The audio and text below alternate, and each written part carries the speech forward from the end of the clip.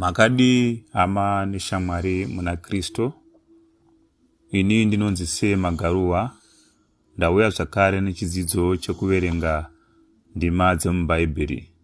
Nhasi tiri kuverenga ndima iri kubva mubhuku raJobho chapter 1 verse 1 kusvika pana 12.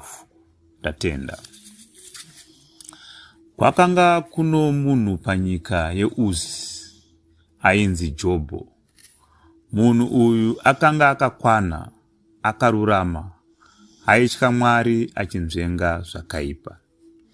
Iye wakaberekerwa vanakomana vanomwe navakunda vatatu. Uye pfuma yake yakasvika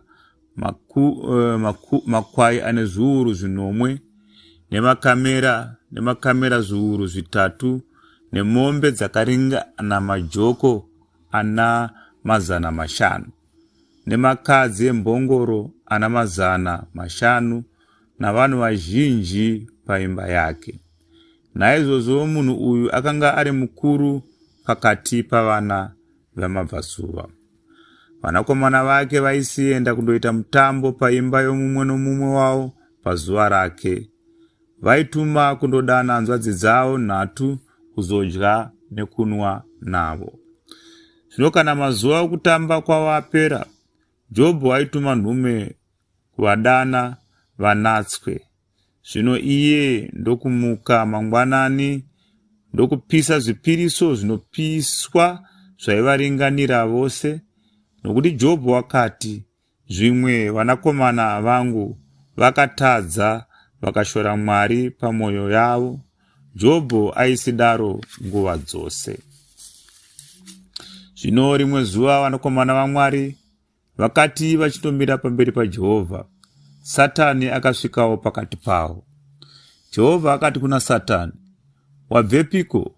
Satani akapindura Jehovha akati, "Ndabva kupota-pota nenyika, napakutamba, napakufamba-famba pairi."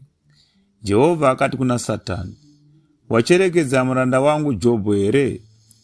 Nokuti hakuna munhu akafanana naye panyika, munhu akakwana, akarurama, anotya Mwari, achinzvenga zvakaipa."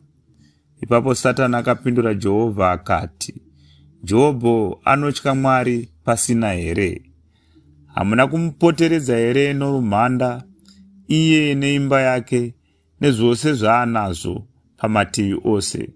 Makaropafadza mabasa amaoko ake, uye pfuma yake yakawanda panyika. Asi tambanudzai henyu ruoko rwenyu zvino murove zvose zvaainazvo, ipapo iye achakushorai pachena." Jehovha akati kuna Satani, "Tarira, zvose zvaanazvo zviri paruoko rwako, asi usatambanudzira ruoko rwako kwaari." Naizvozvo Satani akabva pamberi paJehovha. Haiwa, apa ndo panoperera kuverenga ndima dzedu dzemubhaibheri zuva ranhasi, patanga tichiverenga Jobho chapter 1 verse 1 kusvika kuna 12.